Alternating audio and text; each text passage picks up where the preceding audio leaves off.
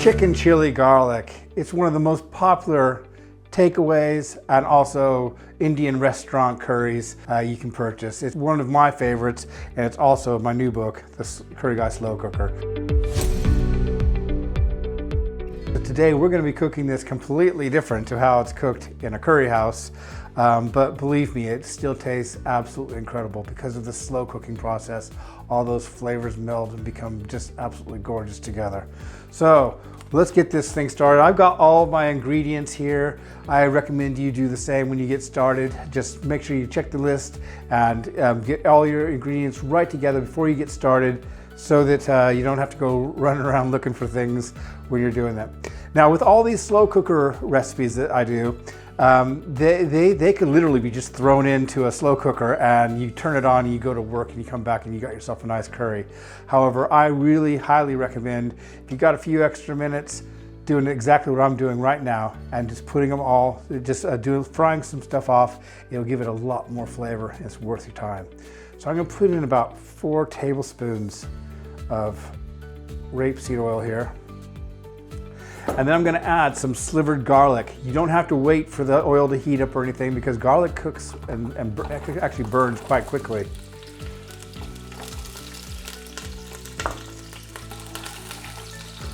So we're just going to go ahead and just fry this garlic off until it begins to turn a nice golden brown. Garlic is very easy to burn, so don't be tempted to let it cook too long. You won't be happy. It turns a little bit bitter. But as we cook this garlic, I'm also going to throw in some chilies, because it is a chili garlic. So we're going to throw in about 3 or 4, I think that's 4 finger chilies that we're going to put in there with the garlic as it cooks.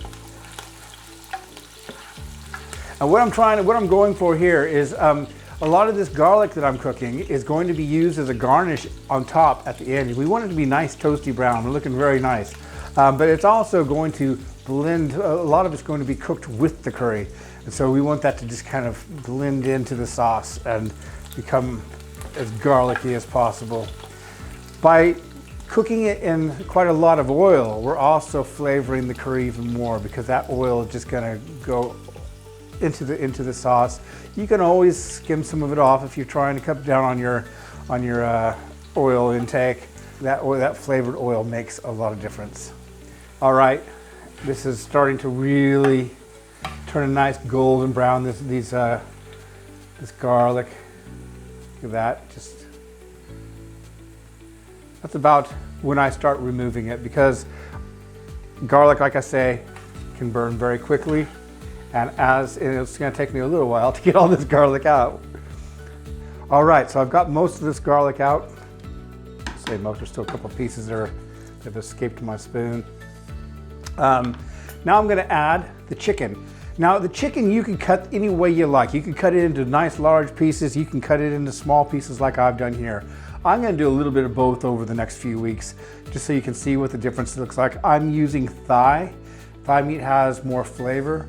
If you're looking for nice white chunks of chicken, you might want to consider using breast meat.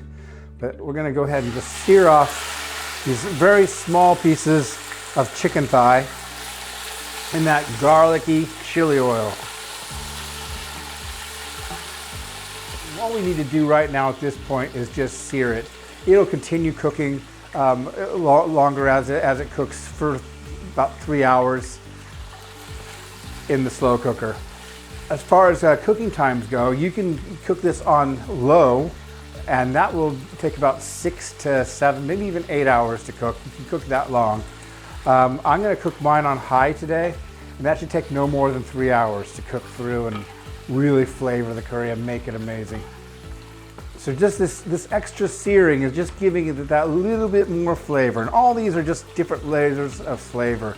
I'm going to fry off some onions now after I've removed all that chicken. As you can see, it's not completely cooked through, it just seared a bit.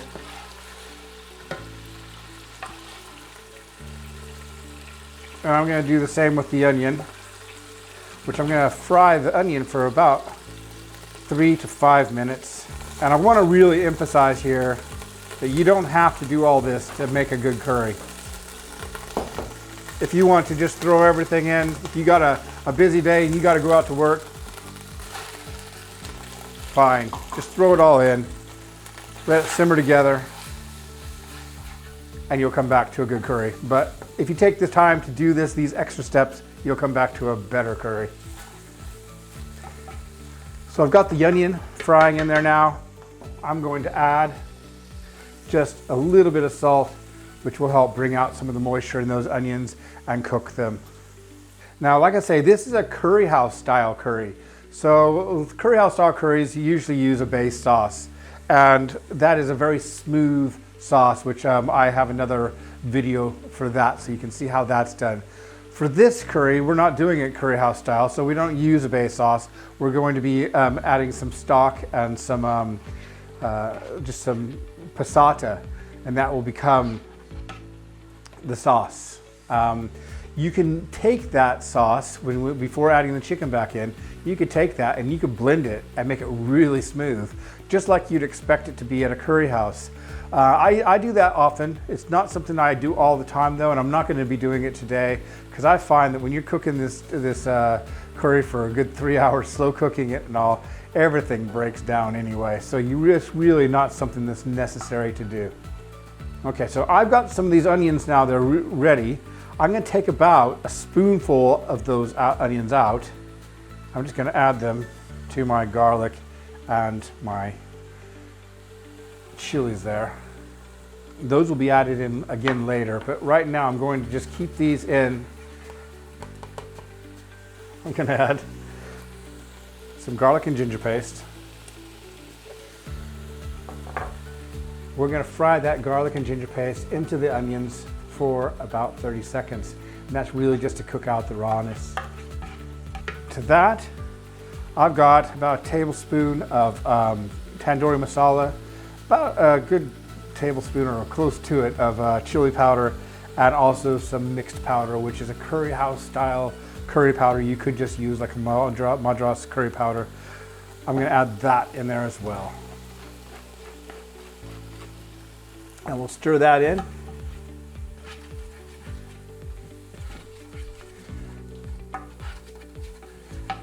And then, like I say, the liquid we add is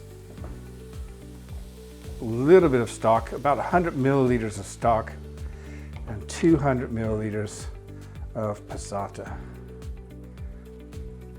Okay, so it doesn't look like a lot of liquid. I mean, this is how much liquid we're actually going to be adding to this curry.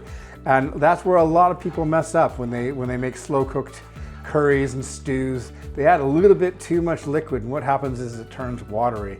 And I had to find that out for the first time when I started researching for this book. But you'll find that a lot of the ingredients, like the chicken, will give out liquid anyway, and so will the onions and everything else. So and also cooking it the way you do, covered in that covered pot, all the moisture stays in. So you really don't need to be adding any more. Look at all that liquid that's coming out already, just from the chicken that I sauteed there. Okay, so I'm just going to add that all, mix it all really nicely together. And now, that is pretty much my job done.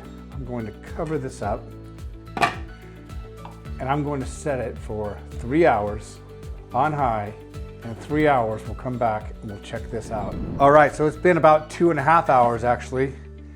And this has been slow cooking. I said 3 hours. I think it's about ready. It's looking very nice in there. I'm going to add in all this onion. It's going to give it another texture of onion. So we got the onions have been slow cooking. We got this other onion that's a little bit crispier. And then I'm going to hold back some of this garlic. In goes most of it. And like I said, we could cook this for about 3, even 4 hours on a high setting. So if I wanted to, I could just let that just kind of simmer away, go get the table set, whatever I have to do, and it would be ready to serve whenever I feel like serving it. The only thing I will say is if you decide to go with chicken breast, that it can become a bit dry and stringy if you let it cook too long. So I would really recommend using thigh meat if you like it. But the breast meat, if you want to add breast meat instead, just watch it. Make sure it's not turning all stringy and everything. You'll be very happy in the end. I'm going to give this a try because I can't stop myself. I'm going to go ahead and give a little bit of this castor oil methi and just a tad more salt because I know it's going to need it. There we are. Let's see.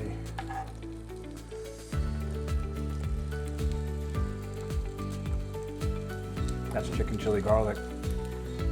That's just like you're gonna get in any curry house. Perhaps better because it's slow cooking. The flavors, and it's not one of those things that you're speeding it down. You're not cooking in a pan for 10 minutes. You're letting it slowly cook. Those flavors are so nice together. So I hope you've enjoyed watching this. I hope you do give it a try. Thank you very much. We'll see you next time.